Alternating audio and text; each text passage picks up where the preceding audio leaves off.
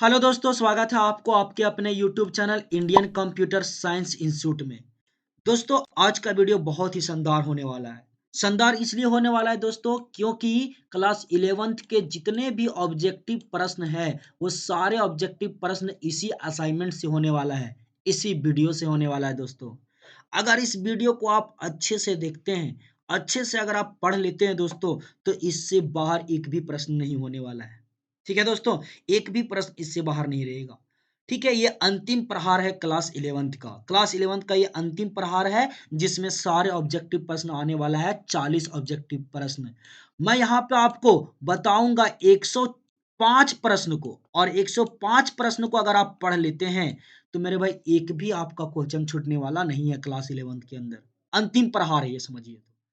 अंतिम प्रहार मैं इसलिए बोल रहा हूं दोस्तों क्योंकि क्लास 11th के अंदर unit number 1, unit number 2, unit number 3 और यूनिट नंबर 4, ये चारों यूनिट के अंदर जितना जो टोटल चैप्टर है, जितना चैप्टर है, ये सारे चैप्टर को एब्जॉर्ब करके, सारे चैप्टर का निचोड़ निकाल करके मैंने आपके लिए 105 ऑब्जेक्टिव प्रश्न लाया है दोस्तों। और 105 ऑब्जेक्टिव प्रश्न पढ़ लेते हैं, आपका एक भी प्रश्न नहीं छूटने वाला है 2024 बोर्ड क्लास 11th एग्जाम में। मेरे भाई ये सारे क्वेश्चन कंपलसरी है, all questions are compulsory. Okay दोस्तों, एग्जामिनेशन ईयर 2024 के लिए और प्रॉपर आंसर शीट के साथ, ये सारे आंसर शीट के साथ मैं आपको देने वाला हूँ, आंसर बता बता के देने वाला हूँ दोस्तों। वीडियो में लास्ट तक बने रहिए दोस्तों, और देखिए कि 40 प्रश्न किस पैटर्न पे आता है और कैसा आता है, और मैं ये भी बताने वाला हूं दोस्तों कि ये क्वेश्चन आपका आएगा ही आएगा दोस्तों। ओके दोस्तों, तो चलिए दोस्तों स्टार्ट करते हैं बिना देर किए हुए। अगर आप मेरे चैनल पे नए हो तो चैनल को जरूर सब्सक्राइब कर लीजिए इस प्रकार के नए वीडियो देखने के लिए। मैं स्टार्ट करता हूं बिना देर किए हुए क्योंकि आपके पास टाइम भी नहीं होगा दोस्तों। ओके, चलिए स्टार्ट करते हैं दोस्तों। सबसे पहला प्रश्न, पहला नंबर प्रश्न क्या बोलता है, ध्यान दीजिएगा दोस्तों। बोलता है magnetic tapes, floppy disk, optical disk and hard disk are example of.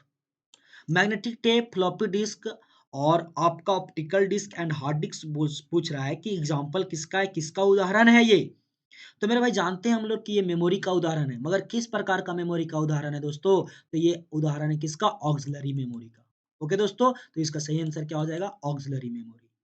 Okay, अगला क्वेश्चन नंबर 2 की ओर बढ़ते हैं। बोलता है पीसीआई स्टैंड्स फॉर। पीसीआई का फुल फॉर्म पूछ रहा है। मैंने आपको पीसीआई का फुल फॉर्म दिया था, असाइनमेंट में भी दिया था मैंने। क्या होगा जरा बताइए, बताइए इसका आंसर क्या होगा दोस्तों। आप ही लोग से मैं पूछ रहा हूँ, मैंने आपको बताया था क्लासरूम में, और बहुत बार इसका फुल फॉर्म मैं लिखा चुका हूँ। बताइए आप लोग, 1 सेकंड का मैं आपको टाइम देता हूँ। चलो, आप लोग जान ही गए कौन होगा। ओके, तो इसका सही आंसर क्या हो जाएगा, A number, peripheral component interconnect.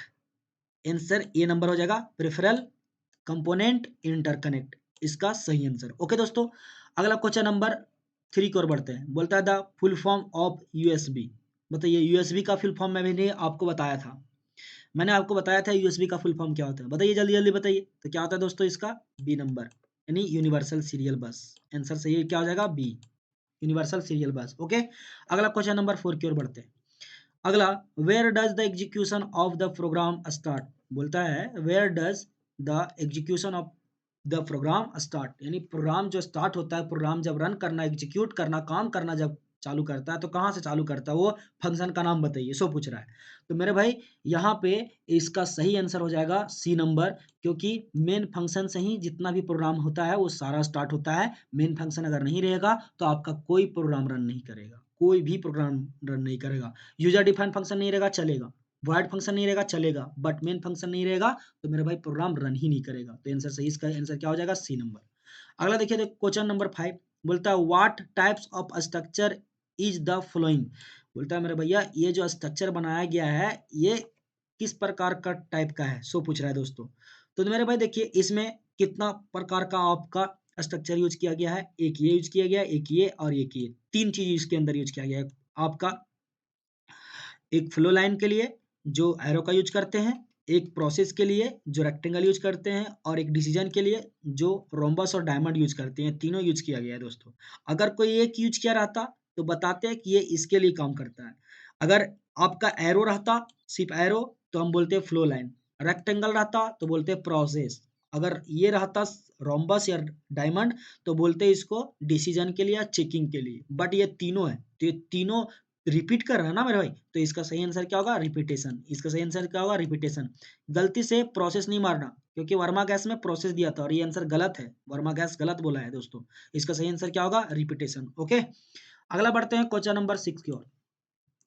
बोलता है रोम्बस या डायमंड रिप्रेजेंट, रोम्बस और डायमंड किसको रिप्रेजेंट करता है? तो मेरे भाई वो रोम्बस और डायमंड रिप्रेजेंट करता है डिसीजन को या चेकिंग को। अगर डिसीजन रहेगा तो डिसीजन मारिएगा, चेकिंग रहेगा तो चेकिंग मारिएगा। रोम्बस डिसीजन या चेकिंग को ही रिप्रेजेंट करता है। इनपुट और आउटपुट जो है वो कौन करता है? पैरेललोग्राम। प्रोसेस कौन करता है? रेक्टेंगल। ठीक है, तो इसका सही आंसर क्या हो जाएगा? डिसीजन। ओके दोस्तों, अगला क्वेश्चन नंबर 7 की ओर बढ़ते हैं। बोलता है रेक्टेंगल रिप्रेजेंट्स, रेक्टेंगल किसको रिप्रेजेंट करता है? रेक्टेंगल सिंबल किसको रिप्रेजेंट करता है?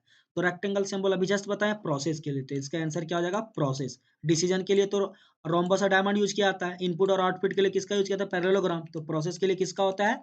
रेक्टेंगल बॉक्स का। तो इसका सही आंसर क्या होगा? रेक्टेंगल बॉक्स का सही आंसर आपका हो जाएगा प्रोसेस। ओके, अगला क्वेश्चन नंबर 8 की ओर बढ़ते हैं। बोलता है क्लास इनम यूनियन आर खाली स्थान डाटा टाइप। बोलता है क्लास इनम यूनियन आर खाली स्थान डाटा टाइप, ये किस प्रकार का डाटा टाइप के अंतर्गत आता है?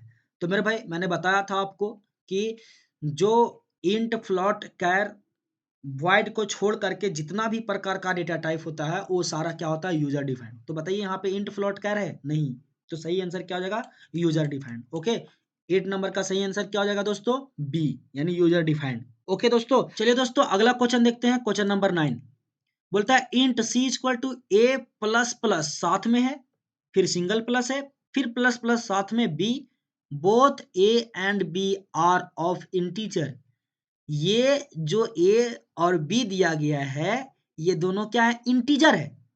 एंड ए इक्वल टू कितना? 10, बी इक्वल टू कितना? 5। Then what will be the value of C? यानी ए का मान दिया गया है 10, बी का मान दिया गया है 5, निकालने बोल रहा है सी का वैल्यू। तो मैंने आपको बताया था दोस्तों, प्लस प्लस को हम लोग कहते हैं इंक्रीमेंट ऑपरेटर, माइनस माइनस को कहते हैं डिक्रीमेंट ऑपरेटर। ओके, अगर इंक्रीमेंट ऑपरेटर रहेगा तो एक वैल्यू बढ़ाएगा, डिक्रीमेंट ऑपरेटर रहेगा तो एक वैल्यू घटाएगा।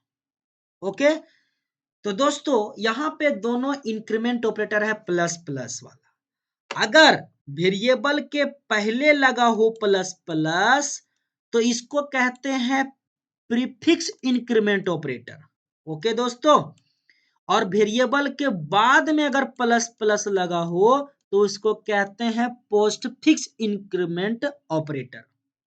ओके दोस्तों, अगर पहले वेरिएबल के पहले अगर प्लस प्लस लगा हुआ है तो वैल्यू एक बढ़ा देगा, वेरिएबल के बाद में प्लस प्लस लगा हुआ है तब भी वैल्यू एक बढ़ाएगा, बट वेरिएबल के पहले अगर प्लस प्लस लगा हुआ है तो वैल्यू वहीं तुरंत बढ़ाता है, मगर वेरिएबल के बाद में अगर प्लस प्लस लगा हुआ है तो वैल्यू को आगे वाला वेरिएबल में बढ़ाता है। ओके दोस्तों, तो यहां देखिएगा ध्यान से लिखा हुआ है C equal to A plus plus फिर single plus plus plus B plus plus B. Okay दोस्तों, तो मैंने जस्ट अभी बताया कि अगर बाद में प्लस प्लस लगा हुआ है तो वैल्यू को आगे वाला वेरिएबल में बढ़ाएगा और पहले प्लस प्लस लगा हुआ है तो वैल्यू वहीं बढ़ा देगा। तो जरा पुट कीजिएगा वैल्यू को, ए का वैल्यू कितना है? 10, तो यहाँ पे 10 पुट कर दीजिए। जब 10 आप पुट कीजिएगा तो मेरे भाई वैल्यू को ये बढ़ाएगा यहाँ पे नहीं, अगला वेरिएबल में बढ़ाएगा क्योंकि बाद में प्लस प्लस है। उसके बाद बीच में प्लस, फिर वेरिएबल के पहले प्लस प्लस लगा हुआ है तो पहले प्लस प्लस रहता है तो वैल्यू वहीं बढ़ा देता है। तो पुट कीजिए बी का मान, तो मेरे भाई पहले प्लस प्लस लगा हुआ है आपका तो वैल्यू क्या कर देगा? बढ़ा देगा। तो 5 का कितना हो जाएगा? 6, तो 10 इधर और 6 कितना हो जाएगा? टोटल 16। 10 प्लस 1 जब जोड़िएगा आप तो कितना होगा? 16। तो इसका सही आंसर क्या हो जाएगा? सी नंबर, यानी 9 का आंसर कितना हो जाएगा? सी। ओके दोस्तों, अगला क्वेश्चन नंबर 10 की ओर बढ़ते हैं दोस्तों। क्वेश्चन नंबर 10 को जरा ध्यान से देखिएगा, ये भी आपका वैल्यू निकालने वाला है बट कंडीशन की मदद से। देखिए लिखा हुआ है R equal to A greater B, R equal to A greater B semi sorry question mark,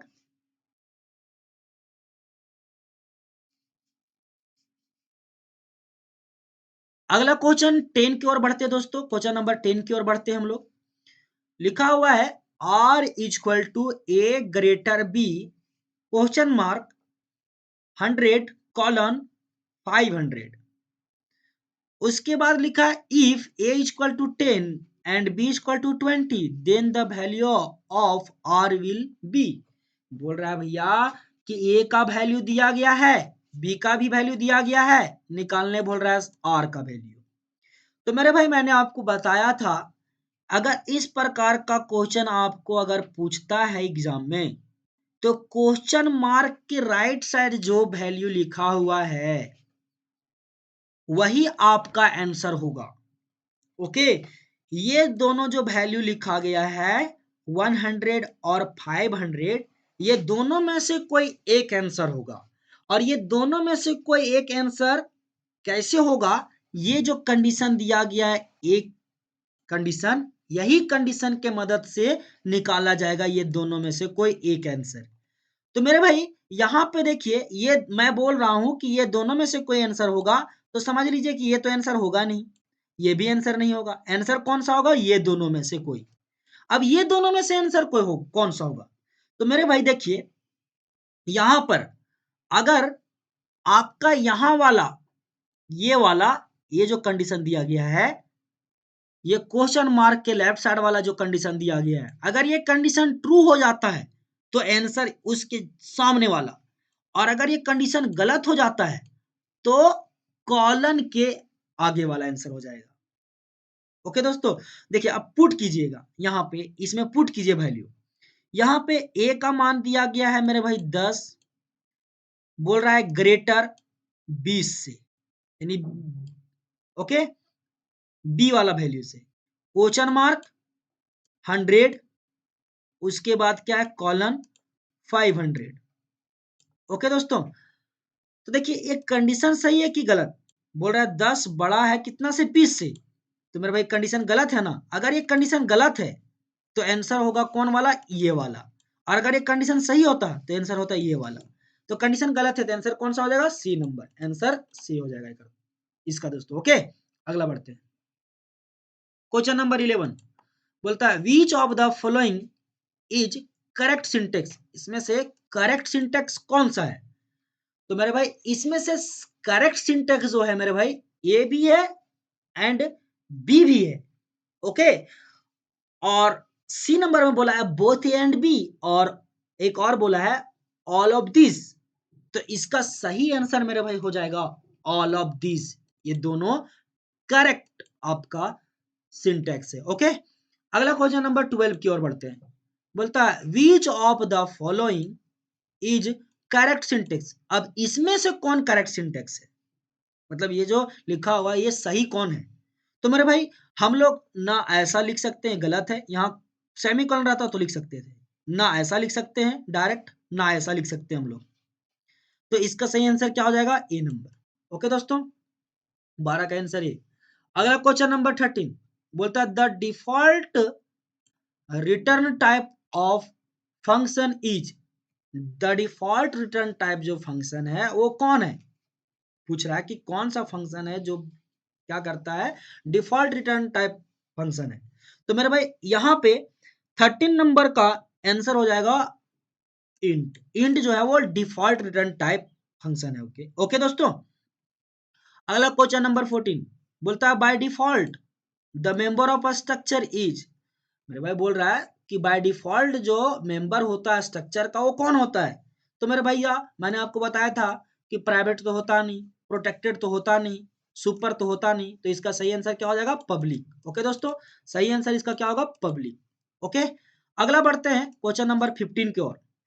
ध्यान दीजिएगा, बोलता है फ्लॉट ए, फ्लॉट ए साइज दिया गया है 5, और 8 कैन स्टोर खाली स्थान बाइट्स।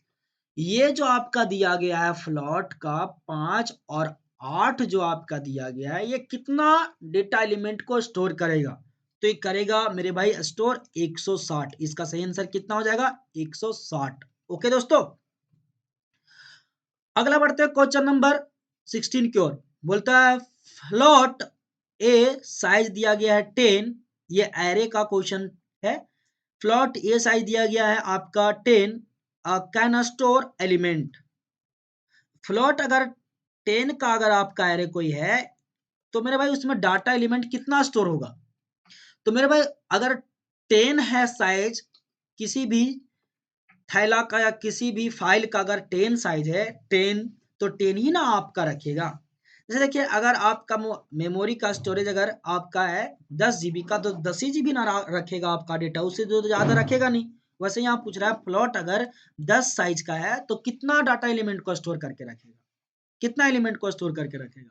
तो 10 ही ना रखेगा दोस्तों। ओके, 10 है तो 10 ही रखेगा, 20 रहेगा तो 20 रखेगा। बात समझे? तो आंसर सही क्या हो जाएगा? D number. अगला बोलता है क्वेश्चन नंबर 17, बोलता है इजिक्ट कंट्रोल्ड लूप। इजिक्ट कंट्रोल लूप किसको कहा जाता है? तो इजिक्ट कंट्रोल लूप मेरे भाई कहा जाता है आपका डू वाइल लूप को। इसको कहा जाता है डू वाइल लूप को। तो 17 का सही आंसर क्या हो जाएगा मेरे भाई? C number, do while. Okay दोस्तों, अगला बोला है question number 18, how many loops are there in C plus plus. यानी सी प्लस प्लस के अंदर जो लूप होता है वो कितने प्रकार के होते हैं? सो पूछ रहे हैं। तो 3 प्रकार का लूप होता है दोस्तों। पहला मैंने बताया था आपको फोर लूप। ओके दोस्तों, दूसरा मैंने आपको बताया था वाइल लूप, और तीसरा मैंने बताया था आपको do while loop. Do while loop, तो इसका सही आंसर क्या हो जाएगा? सी। अगला क्वेश्चन नंबर 19 की ओर बढ़ते हैं। विच of the following is correct matching. इसमें से करेक्ट कौन मैच कर रहा है, सो पूछ रहे हैं। पहला नंबर इंट 2 बाइट, एकदम सही बोल रहा है। अगला बोल रहा है कैर 1 बाइट, एकदम सही। अगला बोल रहा है फ्लॉट 4 बाइट, एकदम सही। इंट 2 बाइट का होता है, कैर 1 बाइट का होता है, फ्लॉट 4 बाइट का होता है। तो ये सभी करेक्ट है, तो ऑल ऑफ दिस इसका सही आंसर। अगला क्वेश्चन नंबर बढ़ते हैं 20।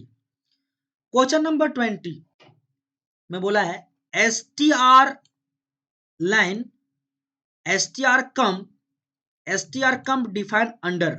मतलब ये सब जो आपका लिखा हुआ है S T R line, S T R com और एस टी आर कम, ये किसके अंदर डिफाइन किया गया है? किस हेडर फाइल के अंदर डिफाइन किया गया है? ये जो फंक्शन है, ये देखिए जिसके बगल में ये पैरेंथेसिस का सिंबल लगा हुआ रहे, ये सिंबल आपको दिखे, समझ आना है फंक्शन है। और यही पूछ रहा है कि ये सब जितना भी फंक्शन है ये किसके अंदर डिफाइन किया गया है, कौन सा हेडर फाइल के अंदर डिफाइन किया गया है दोस्तों। तो इसके बारे में मैंने लिखाया था दोस्तों।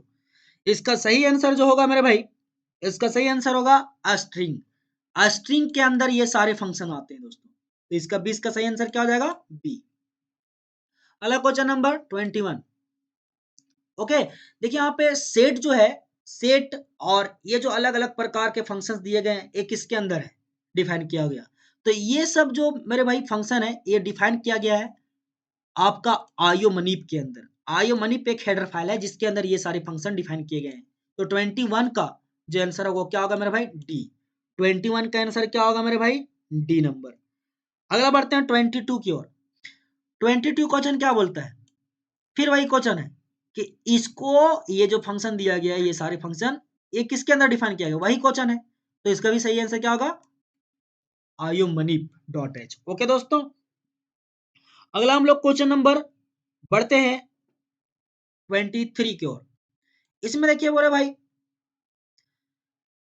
पूछा है पाव फ्लोर ये सब फंक्शन किसके अंदर, पाव फ्लोर साइन कॉस ये सब फंक्शन किसके अंदर आता है? ये सब सारे आते हैं मैथ डॉट एच के अंदर। तो इसका सही आंसर क्या हो जाएगा? A number. तो इसका आंसर क्या हो जाएगा? ए। अगला क्वेश्चन है कि 24, get C H clear screen define under खाली स्थान हेडर फाइल। कौन सा हेडर फाइल के अंदर get C H clear screen define किया गया है? तो मैंने बताया था इसको कोनियो के अंदर। तो इसका सही आंसर क्या हो जाएगा? कोनियो। ओके दोस्तों, अगला क्वेश्चन नंबर मेरे भाई 25। 25 क्वेश्चन नंबर को जरा ध्यान से देखिएगा दोस्तों। बोलता है cout and cin is, cout और सीन को क्या कहते हैं हम लोग प्रोग्राम के अंदर, तो इसको हम लोग क्या कहते हैं, ऑब्जेक्ट कहते हैं दोस्तों। इसका सही आंसर क्या हो जाएगा, ऑब्जेक्ट।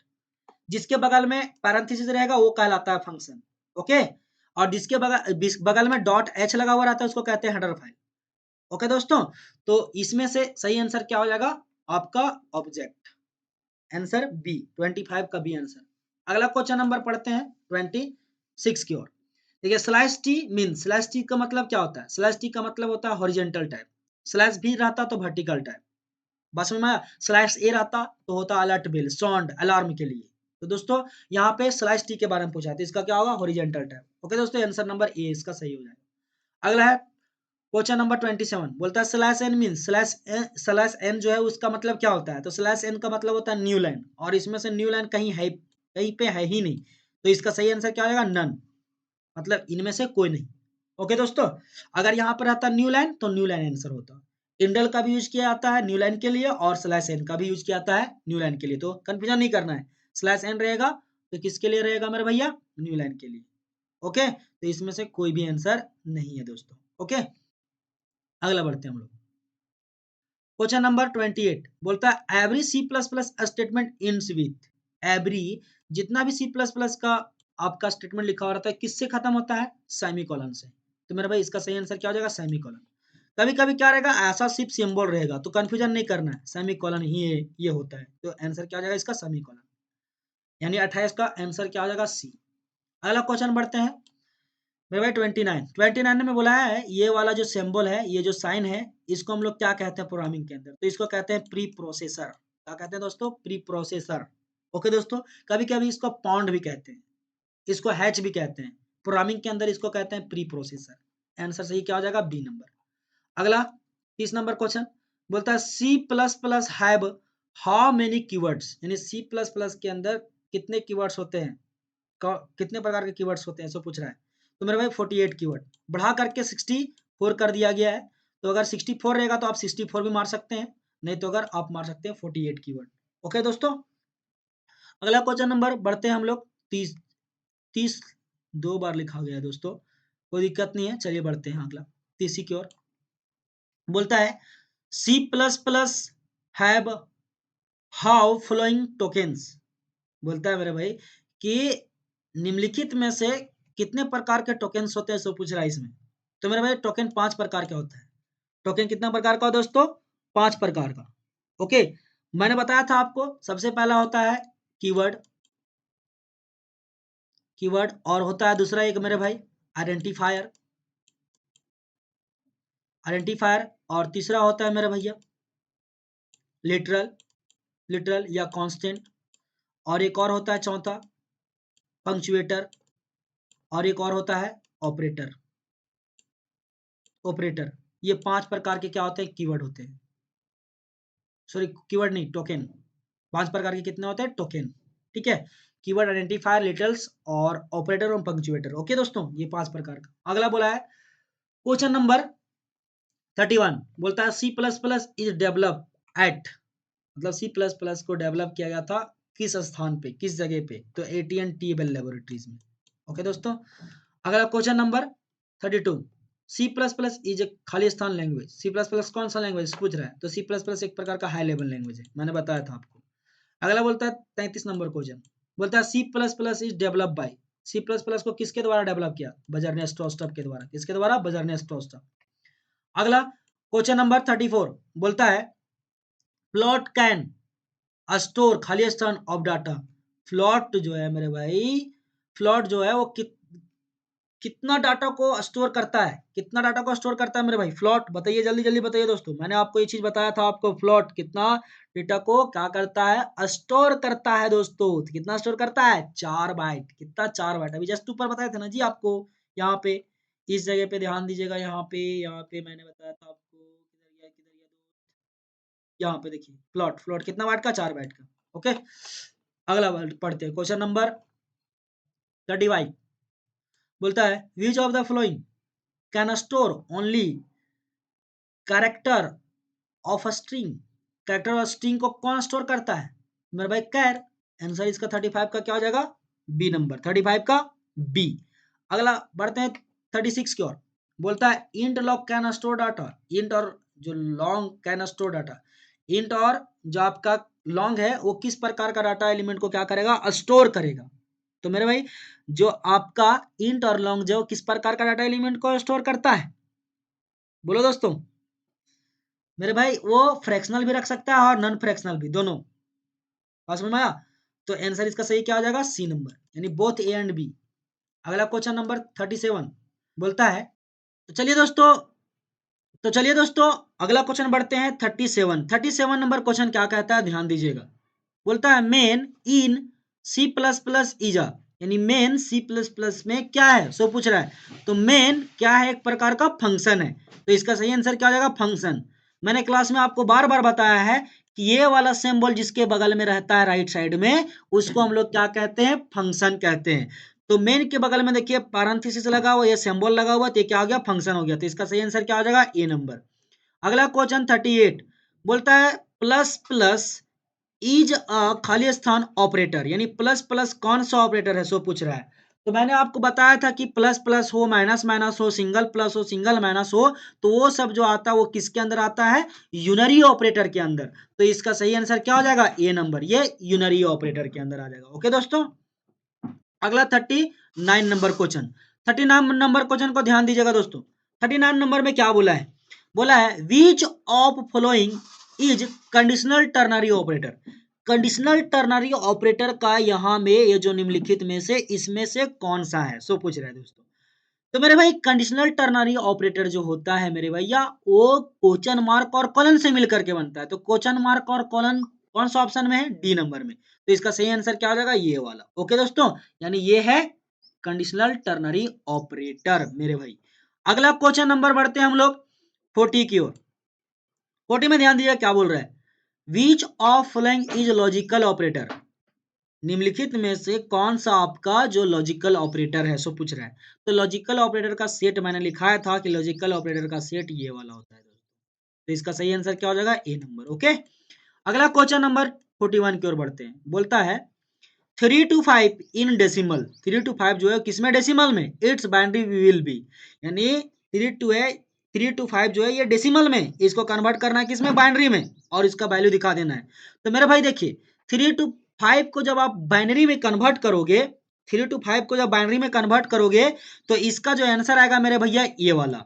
अब ये कैसे आएगा, देखिए आपका स्क्रीन में छोटा सा बॉक्स आपका सॉल्यूशन का दे दिया हूं मैं। अब देख लीजिए इसका सॉल्यूशन। ओके, क्योंकि मैं इस वीडियो में अगर मैं सॉल्यूशन करते रहता तो आपका टाइम बहुत ज्यादा लग जाता है, इसीलिए मैंने ये चार्ट आपको भेजा है वीडियो के ऊपर में, यहाँ पे आप देख लीजिए इसका सॉल्यूशन किया हुआ है दोस्तों। ओके।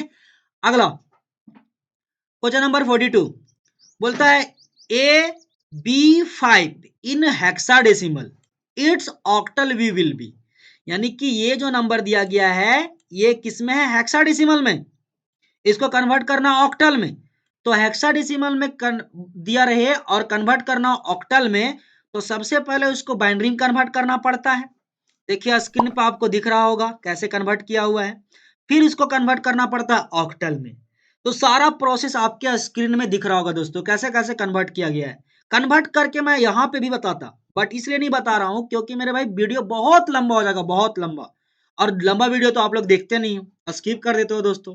तो इसीलिए मैं क्या किया कि स्क्रीन पे उसका सोल्यूशन दे दिया, आप देख लीजिए कैसे कन्वर्ट हुआ है। और इसका सही जो आंसर लाया गया है मेरे भाई 42 का, इसका सही आंसर मेरे भाई बी नंबर आया है। देखिए ये वाला आंसर देखिए स्क्रीन पे आपको ला करके भी दिखाया गया है। ठीक है, तो इसका सही आंसर क्या होगा, बी नंबर। अगला क्वेश्चन नंबर 43, 43 को ध्यान से देखिएगा दोस्तों। बोल रहा है which of the following is hexadecimal number. Hexadecimal number कौन होता है, तो 0 से लेकर के 15 तक जो होता है उसको हम लोग कहते हैं हेक्साडेसिमल। मगर जब 0 से 15 जब काउंट करोगे तो 16 होगा, 16, 15 नहीं 16। तो आंसर क्या होगा मेरे भैया, बी नंबर। 15 गलती से नहीं मार देना, गलत हो जाएगा, 0 से 15 लिखाता है तब होता है 16। तो आंसर क्या हो जाएगा, हेक्साडेसिमल का 16। ओके, तो आंसर बी। अगला क्वेश्चन नंबर 44, क्वेश्चन नंबर 44 में वही है 0.625 in decimal what we will be its binary, यानी कि दिया गया है ये वाला डेसिमल में, कन्वर्ट करना है इसको किसमें, बाइनरी में, और आंसर दिखाना है। तो अभी जस्ट मैंने यहाँ पे बताया दोस्तों, यहाँ पे ये वाला क्वेश्चन को ठीक है, सेम ऐसे ही प्रोसेस से बनेगा। देखिए इसका प्रोसेस फिर स्क्रीन पे आपको दिख रहा होगा कि कैसे कन्वर्ट किया गया, किस प्रकार से कन्वर्जन हुआ है। अगर इसमें भी अगर आपको थोड़ा बहुत डाउट रहता है कि अगर सर ये समझ में नहीं आ रहा है, तो वीडियो में कमेंट कीजिए, मैं उसका सोल्यूशन अभी तुरंत मैं आपको दे दूंगा दोस्तों। ओके, आगे बढ़ते हैं क्वेश्चन नंबर 45 की ओर। देखिए 2574 इन ऑक्टल, ये जो 2574 जो किसमें, ऑक्टल में, इसको कन्वर्ट करना है किसमें, बाइनरी में। तो ऑक्टल से बाइनरी में कन्वर्ट करने के लिए सबसे पहले क्या करना है, उसका ट्रुथ टेबल बनाना है, उसके बाद बाइनरी में कन्वर्ट करना है। देखिए स्क्रीन पे आपको दिख रहा होगा कैसे ट्रुथ टेबल बना करके उसको कन्वर्ट किया गया है। अगर इसमें भी अगर डॉट है तो आप वीडियो में कमेंट कीजिए कि सर ये समझ में नहीं आया कैसे कन्वर्ट किया हुआ है, तो मेरे भाई उसका मैं वीडियो अलग से बना करके आपको मैं दे दूंगा। ठीक है, आगे बढ़ते हैं हम लोग, ज्यादा वीडियो को लंबा नहीं करते हुए आगे क्वेश्चन की ओर बढ़ते हैं।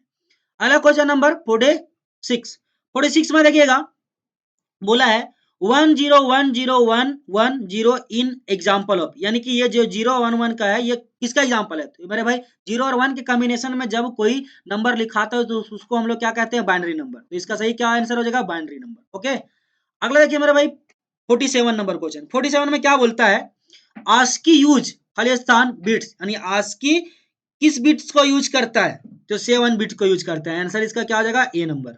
अगला अगला मेरा 48 बोलता है which of the following is known as base two number system, यानी बेस। अगला नंबर क्वेश्चन दोस्तों, क्वेश्चन नंबर 49।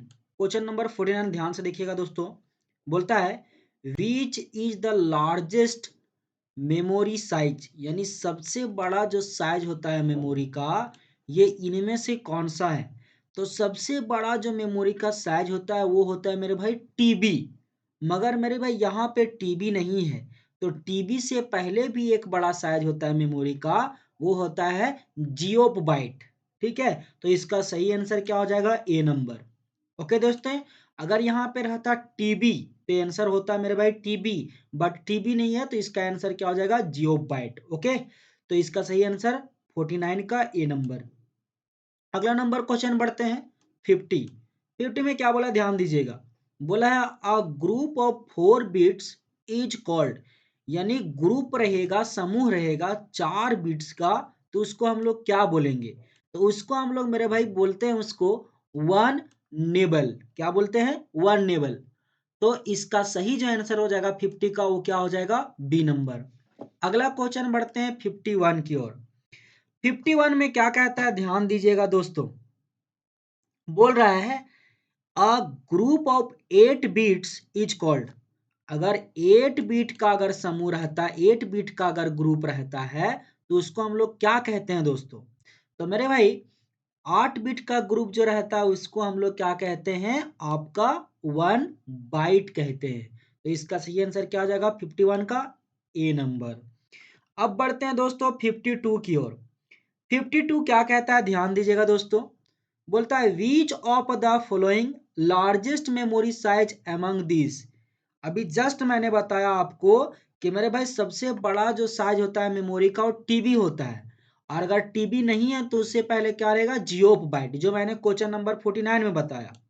तो मेरे भाई यहाँ पे पूछ रहा है क्वेश्चन नंबर 52 में कि which of the following largest memory size among these, ये सबसे बड़ा जो साइज होता है मेमोरी का, तो वो होता है मेरे भाई टीबी। बट यहाँ पे देखिए टीबी नहीं लिखा हुआ है, डायरेक्ट आपका टीबी लिखा हुआ है।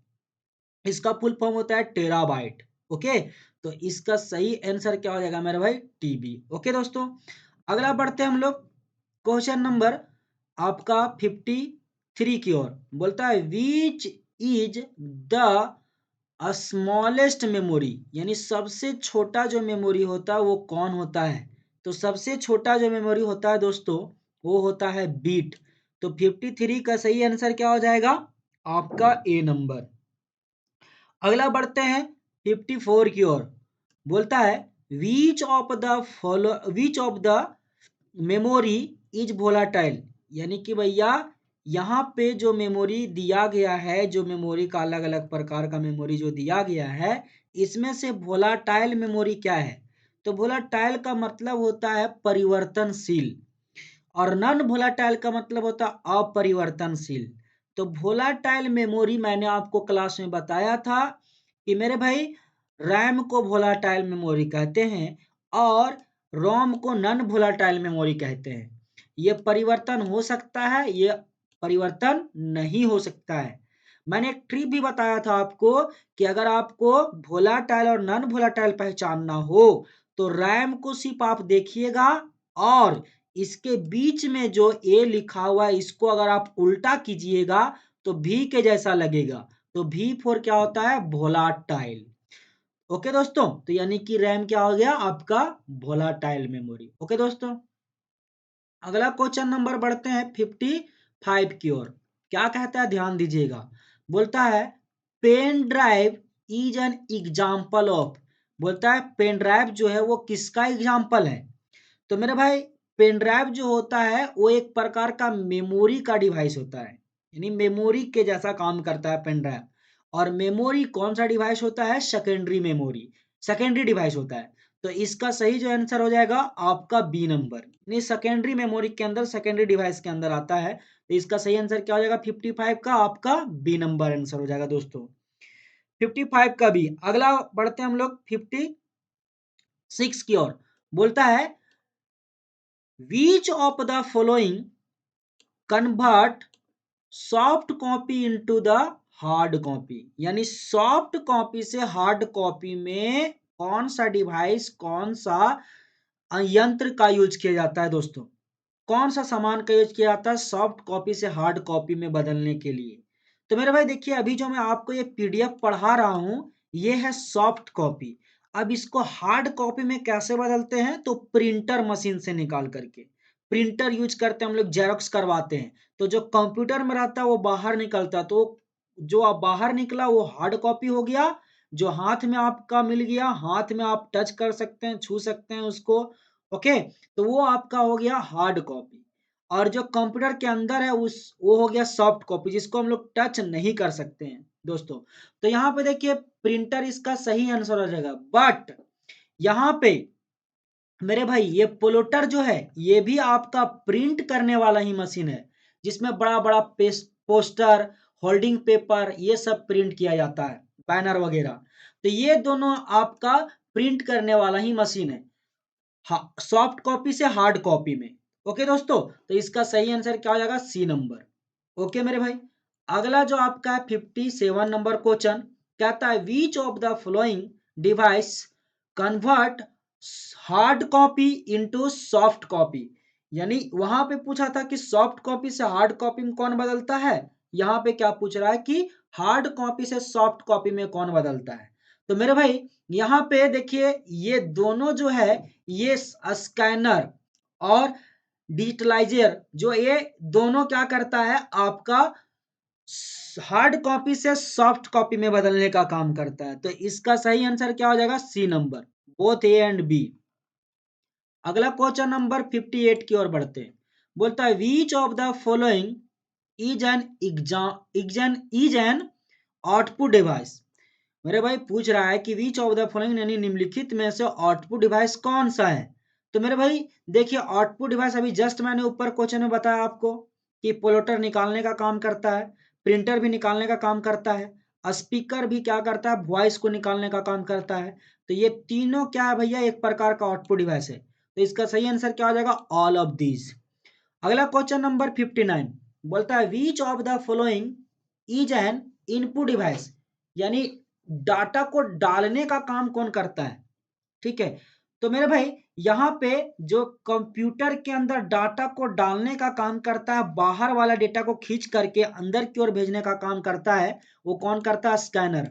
प्रिंटर निकालने का काम करता है, पेन ड्राइव तो मेमोरी डिवाइस है, मॉनिटर दिखाने का काम करता है। तो मेरे भाई इसका सही आंसर क्या हो जाएगा? ए नंबर, यानी स्कैनर। अगला नंबर क्वेश्चन 60 बोलता है M S word is a, यानी एम एस वर्ड जो क्या है सो पूछ रहा है। तो मेरे भैया ये तो इनपुट डिवाइस नहीं है ना इंफॉर्मेशन है, ये वर्ड प्रोसेसिंग सॉफ्टवेयर है। तो इसका सही आंसर क्या हो जाएगा? C number, none of this तो होगा ही नहीं, सही आंसर हो जाएगा इसका सी। क्वेश्चन नंबर आपका 61 बोलता है which of the following not a web browser software? इसमें से भैया निम्नलिखित में से इनमें से जो आपका वेब ब्राउजर सॉफ्टवेयर नहीं है, तो ओरेकल जो होता है मेरे भैया ये वेब ब्राउजर सॉफ्टवेयर नहीं होता है दोस्तों। अगला बोलता है क्रोम और एज और सफारी, ये आपका पूछ रहा है कि ये सब जो आपका गूगल क्रोम सफारी है, ये किसका एग्जाम्पल है? तो मेरे भाई ये वेब ब्राउजर का एग्जाम्पल है। इसका सही आंसर क्या आ जाएगा? आपका सी नंबर, यानी 62 का आंसर क्या आ जाएगा मेरे भाई? सी। अगला क्वेश्चन बढ़ते हैं 63 की ओर। बोलता है which of the following monitor all the activities of your computer, यानी कंप्यूटर के अंदर जो आपका जितना प्रकार का एक्टिविटीज होता है मॉनिटर पे, वो कौन करता है? तो इसका आंसर, सही आंसर हो जाएगा मेरे भाई ए नंबर। 63 का आंसर क्या हो जाएगा? ए। अगला नंबर क्वेश्चन 64 बोलता है मेरे भाई which of the following is या are the example of antivirus. Antivirus का एग्जाम्पल यहाँ पे कौन है? तो मेरे भाई 64 का जो आंसर आपका होगा दोस्तों, वो डी होगा। क्यों डी होगा? क्योंकि मेरे भाई यहाँ पे क्यूखिल भी एक एंटीवायरस है, K7 भी एक एंटीवायरस है, और एक मैक फेस भी आपका मैकफी भी आपका क्या है? आपका एक एंटीवायरस है। तो इसका सही आंसर क्या हो जाएगा मेरे भाई? All of these. अगला बढ़ते हैं क्वेश्चन नंबर 65 की ओर। बोलता है मेरे भाई 65 नंबर को बोल रहा है यहां पे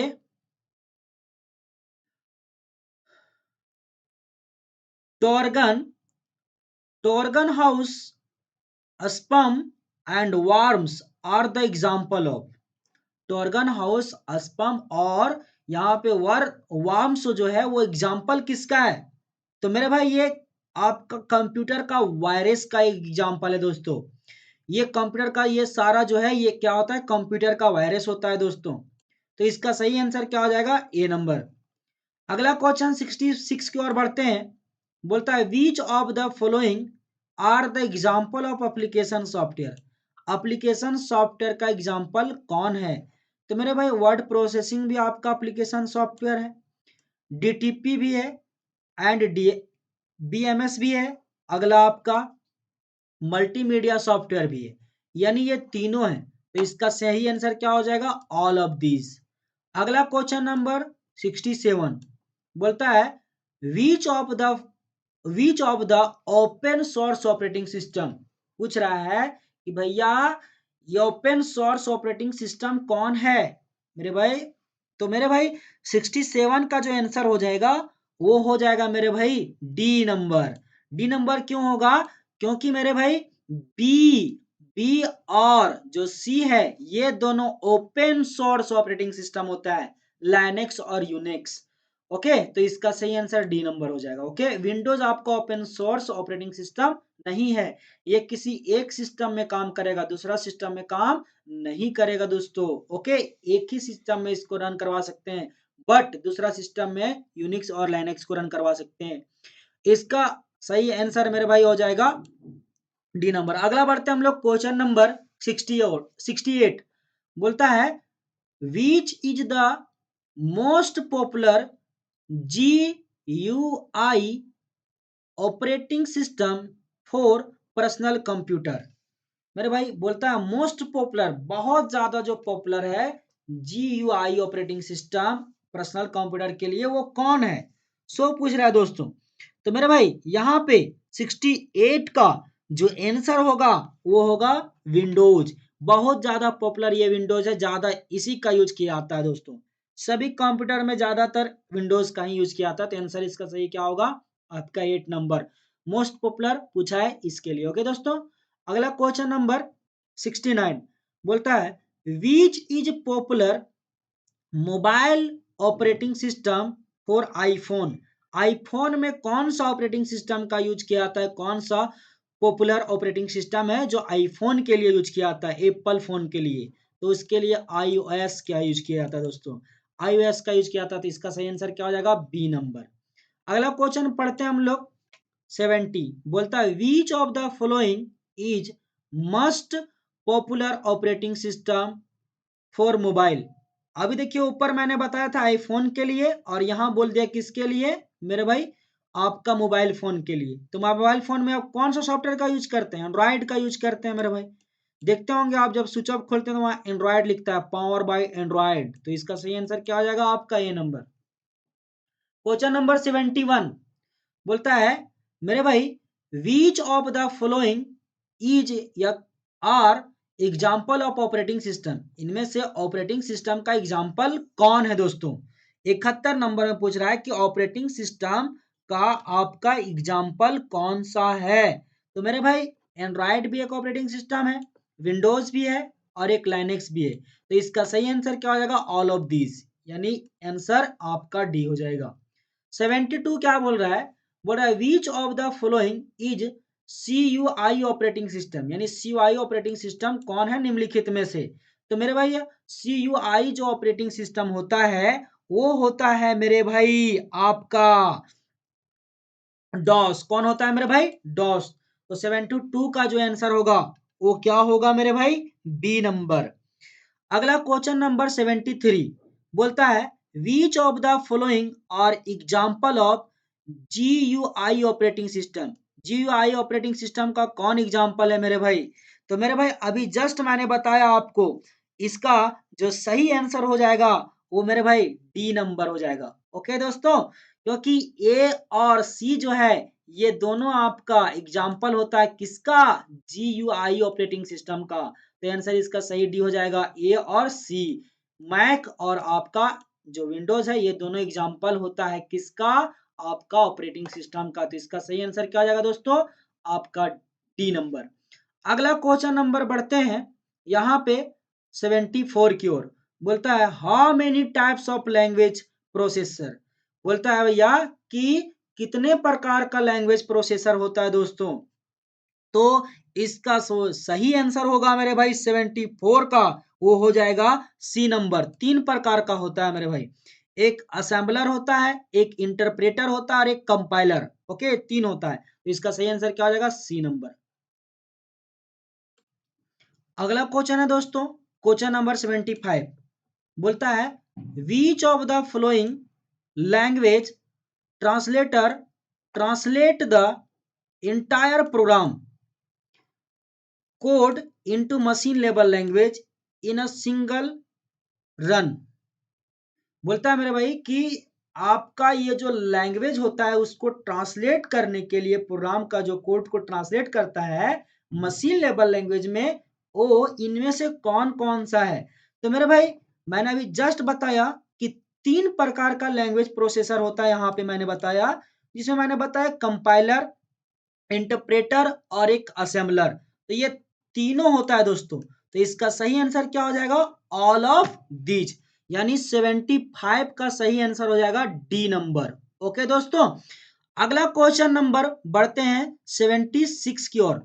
बोलता है which perform line by line translation, यानी लाइन बाय लाइन जो ट्रांसलेशन करता है प्रोग्राम को, वो कौन करता है सो पूछ रहा है दोस्तों 76 में। तो लाइन बाय लाइन जो चेक करता है दोस्तों, वो चेक करता है असेंबलर। तो इसका सही आंसर क्या हो जाएगा? असेंबलर, यानी कि बी नंबर। ओके, अगला क्वेश्चन नंबर 77 बोलता है which of the following is या are example of language processor. Language processor का एग्जाम्पल कौन है? तो मेरा भाई ये तो ओरेकल है नहीं, ना क्रोम है, ना आपका ऑल ऑफ दिस होगा। सही आंसर क्या हो जाएगा? असेंबलर। अभी जस्ट ऊपर बताए थे, तो इसका सही आंसर ए नंबर। ओके दोस्तों, अगला क्वेश्चन नंबर बोलता है 78, बोलता है which of the following is an example of system software. बोलता है मेरे भाई which of the following is an example of system software. System software का एग्जांपल कौन है? 78 में पूछ रहा है सिस्टम सॉफ्टवेयर का एग्जांपल कौन है दोस्तों? तो ये तीनों जो होता है लिंकर, अगला ऑपरेटिंग सिस्टम और लोडर, ये तीनों जो होता है ये आपका सिस्टम सॉफ्टवेयर होता है। तो इसका आंसर सही क्या हो जाएगा? ये ऑल ऑफ दीज। अगला क्वेश्चन नंबर 79 बोलता है which of the following types of software. ये सॉफ्टवेयर का कौन टाइप है, कौन प्रकार है दोस्तों? तो मेरे भाई ये देखिए सिस्टम सॉफ्टवेयर भी है, सॉफ्टवेयर का टाइप है, और एप्लीकेशन भी है। तो इसका सही आंसर क्या हो जाएगा? C number. 79 का सी नंबर आंसर हो जाएगा दोस्तों। अगला बोलता है आपका 80 नंबर क्वेश्चन में आ सॉफ्टवेयर इज, सॉफ्टवेयर जो होता है वो क्या होता है? तो सेट ऑफ किसका होता है? प्रोग्राम का होता है दोस्तों, आपका सॉफ्टवेयर। और मेरे भाई ये आपका इसका सही जो आंसर हो जाएगा वो हो जाएगा मेरे भाई सी नंबर। 80 का आंसर क्या हो जाएगा? C number. ओके दोस्तों, अगला क्वेश्चन नंबर 80 बोलता है दोस्तों, 81 बोलता है हाउ मेनी कंप्यूटर जनरेशन, कितना प्रकार का कंप्यूटर जनरेशन होता है? तो मेरे भाई मैंने बताया था आपको 5 प्रकार का, first generation, second, third, fourth और फिफ्थ जनरेशन। 5 प्रकार का जनरेशन होता है। इसका सही आंसर क्या हो जाएगा? आपका ए नंबर। अगला क्वेश्चन नंबर 82 बोलता है which of the following is used in first generation computer, यानी फर्स्ट जनरेशन कंप्यूटर में कौन सा लैंग्वेज यूज किया गया था? सो पूछ रहा है दोस्तों। तो मेरे भाई ML यूज किया गया था, मशीन लैंग्वेज। ओके, तो इसका सही जो आंसर हो जाएगा 82 का, ये सही आंसर क्या हो जाएगा आपका? ए नंबर। ओके दोस्तों, अगला क्वेश्चन नंबर 83 क्या कहता है? ध्यान दीजिएगा दोस्तों। बोलता है which of the following used for making a spacecraft simulator comma weather forecasting. बोलता है मेरे भाई यहाँ पे कि which of the following used for making spacecraft and simulator, उसके अलावा वेदर फोरकास्टिंग के लिए कौन सा कंप्यूटर का यूज किया जाता था? कौन सा कंप्यूटर के अंतर्गत ये सब आता है? किसके अंदर ये निर्भर है? सो बोल रहा है दोस्तों। तो इसका जो सही आंसर होगा दोस्तों वो हो जाएगा आपका 83 का, आपका बी, यानी कि हाइब्रिड। हाइब्रिड के अंदर ये आता है आपका वेदर फोरकास्टिंग हो गया, उसके अलावा आपका स्पेस क्राफ्ट हो गया, ये सब किसके अंदर आता है? आपका हाइब्रिड कंप्यूटर के अंदर आता है। ओके दोस्तों, अगला क्वेश्चन नंबर 84 बोलता है फिजिकल क्वांटिटीज ब्रैकेट के अंदर voltage, length, temperature used in which of the flowing, इसमें से वोल्टेज, टेम्परेचर, लेंथ वगैरह हो तो इसके लिए किसका यूज किया जाता है? फिजिकल क्वांटिटी को मापने के लिए। तो मेरे भाई इसका जो सही आंसर हो जाएगा वो मेरे भाई आपका 84 का जो सही आंसर होगा वो होगा आपका एनालॉग कंप्यूटर। एनालॉग के अंदर ये सब आता है। अगला क्वेश्चन नंबर 85 बोलता है which of the following computer use 0 और 1, 0 1 किसके अंदर यूज किया जाता है? तो ये किया जाता है यूज किसके अंदर मेरे भाई? किसके अंदर किया जाता है दोस्तों? बोलो फटाक से बोलो। 85 का आंसर क्या हो जाएगा? आपका सी नंबर, डिजिटल के अंदर यूज किया जाता है दोस्तों। अगला बोलता है 86 में ATM machine is an example of which of the following, यानी एटीएम मशीन कौन सा कंप्यूटर का एग्जाम्पल है? तो एटीएम मशीन जो एग्जाम्पल है मेरे भाई वो आपका स्पेशल पर्पस कंप्यूटर का है दोस्तों। इसका सही आंसर क्या हो जाएगा? आपका 86 का ए नंबर। अगला क्वेश्चन 87 बोलता है railway, airlines, ETC used which of the flowing, यानी एयरलाइंस के लिए, रेलवे वगैरह के लिए कौन सा कंप्यूटर का यूज किया जाता है? तो इसका सही जो आंसर हो जाएगा दोस्तों वो हो जाएगा आपका C number, mainframe computer का यूज किया जाता है दोस्तों। रेलवे एयरलाइंस का यूज करने के लिए, कोई भी काम करना रेलवे वगैरह का, तो इसके लिए मेन फ्रेम कंप्यूटर का यूज किया जाता है। अगला क्वेश्चन बोलता है 88 which of the following is known as mid range server, mid range server कौन सा कंप्यूटर के अंदर आता है? 84 का जो सही आंसर हो जाएगा वो हो जाएगा मेरे भाई सी नंबर, मिनी कंप्यूटर के अंतर्गत ये आता है आपका। अगला क्वेश्चन नंबर 89 बोलता है fifth generation computer is based on which of the following, बोलता है फिफ्थ जनरेशन कंप्यूटर किस पे बेस्ड था, किस पे आधारित था, फॉलोइंग में से, निम्नलिखित में से। तो 89 का जो सही आंसर हो जाएगा दोस्तों वो ऑल ऑफ दीज, ये सुपर कंप्यूटर के अंदर, और ये ULSI इसके अंदर भी होता है, और ये प्रोसेसिंग के अंदर भी होता है, पैरेलल प्रोसेसिंग के अंदर। ओके, तो इसका सही आंसर क्या हो जाएगा, ऑल ऑफ दिस। अगला क्वेश्चन नंबर 90 बोलता है fourth generation computer is based on, fourth generation computer किस पे बेस्ड था। तो मेरे भाई फोर्थ जनरेशन जो कंप्यूटर था बेस्ड, वो मेरे भाई आपका दो पे बेस्ड था। एक आपका बेस्ड था मेरे भाई आपका माइक्रो प्रोसेसर पे, और VLSI पे। ठीक है, तो इसका सही आंसर क्या हो जाएगा आपका डी नंबर।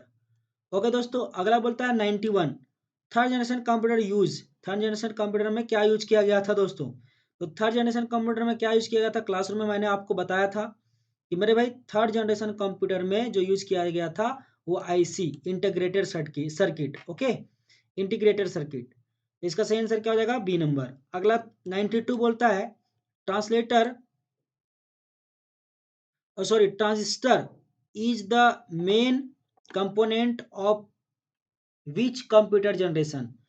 बोलता है भैया transistor is the main component of which generation computer, कौन सा जनरेशन कंप्यूटर में आपका ट्रांजिस्टर का यूज किया गया था।